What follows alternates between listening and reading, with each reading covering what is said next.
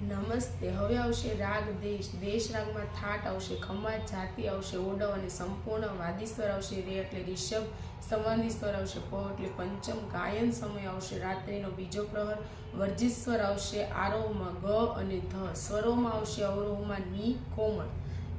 તો હવે દેશ રાગના બંધારણના સ્વર આવશે સા સા રે